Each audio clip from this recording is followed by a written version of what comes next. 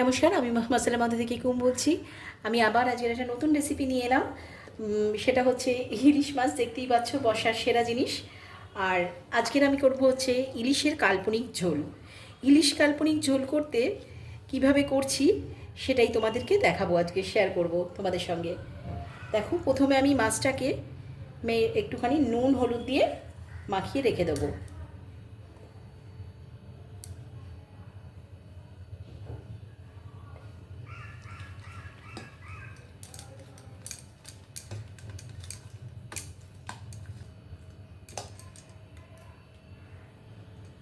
এখানে কাঁচা লঙ্কা চেরা আছে।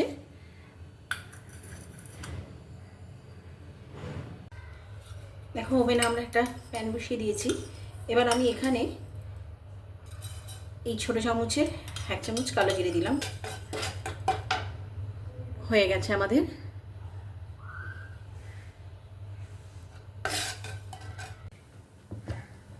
এখানে কালো জিরেটা যেটা আমরা ভেজে করলাম সেটা আমাদের ডাস্ট হয়ে গেছে, করে নিলাম। এবার মাছটা ভাজবো। ওখানে আমাদের কড়া বসিয়ে দিয়েছি, কড়া গরম হয়ে গেছে। এবার আমরা তেল দিয়ে দেবো।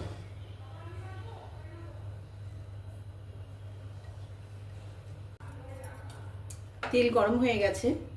এবার হালকা করে আমরা মাছগুলো জাস্ট এদিক ওদিক করে ভেজে নেব।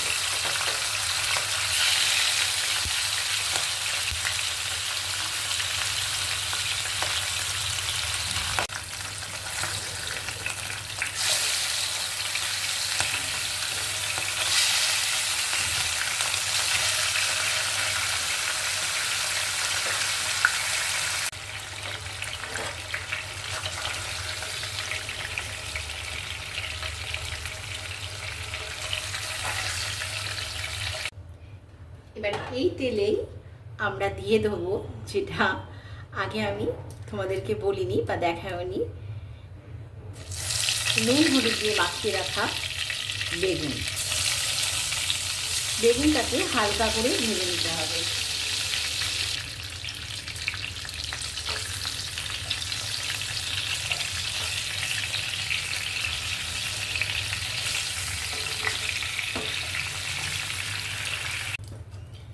বেগুনগুলো ভাজা হয়ে গেছে।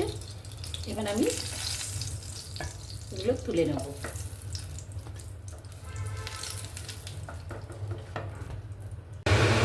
এবার আমরা তেলের মধ্যে অল্প কালো জিরে দিয়ে দেবো।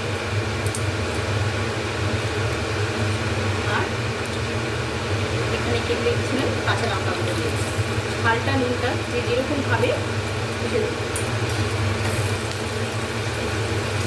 তার সঙ্গে অল্প নুন দিয়ে দেবো।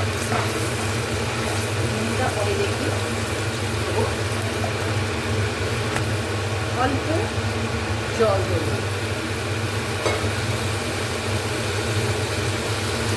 ঠিক যেই কালো জিরেটা আমরা গুঁড়ো করে রেখেছিলাম সেটা দিয়ে দেবো।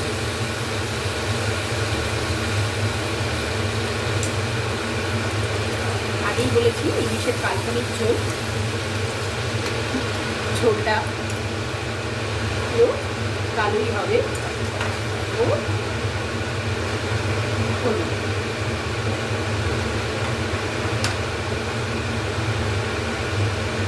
এবার কিন্তু আমরা জল দিয়ে দেবো।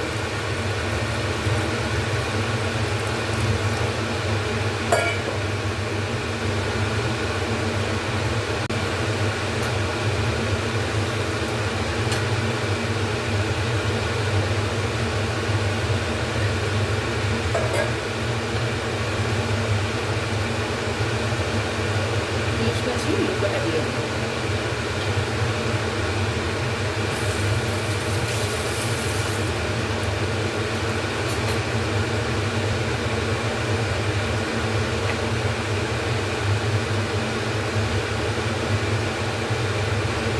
এবার আবার অল্প সামান্য একটু হলুদ ওপর থেকে দিয়ে দেবো।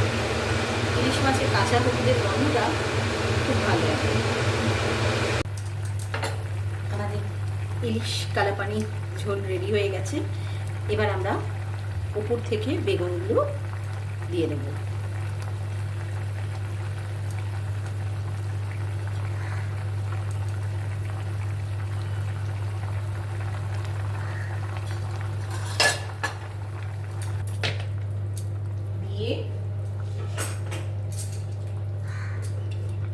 এটাকে 1 মিনিটের জন্য ঢেকে রাখতে হবে।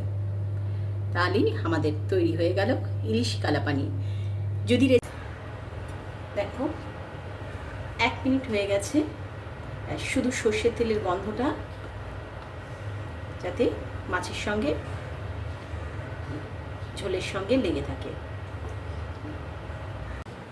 আমার ইলিশ কালাপানি ঝোল রেডি, আমি সার্ভ করে দিয়েছি। ঝোলটি যেমন দেখতেও হয়েছে তেমনি কিন্তু খেতেও হয়েছে ফাটাফাটি। রোববার মানেই বাঙালিদের কাছে মাংস ভাত প্রিয়, আমরা সবাই জানি, কিন্তু আমার সবার কাছে রিকোয়েস্ট রইল যে একবার হলো এই ইলিশ কালাপানি ঝোল দিয়ে ভাত খেয়ে দেখো, তোমরা মাংস ভাত ভুলে যাবে। যদি আমার এই রেসিপিটি বা ভিডিওটি তোমাদের ভালো লেগে থাকে তাহলে প্লিজ যারা ফেসবুক থেকে দেখছো তারা একটা লাইক করে দিও, আর যারা ইউটিউব থেকে দেখছো তারা একটা সাবস্ক্রাইব করে দিও। আবার আসবো এরকমই কিছু ইউনিক রেসিপি নিয়ে, তোমাদের সবার সামনে হাজির হব নেক্সট ভিডিওয়ে।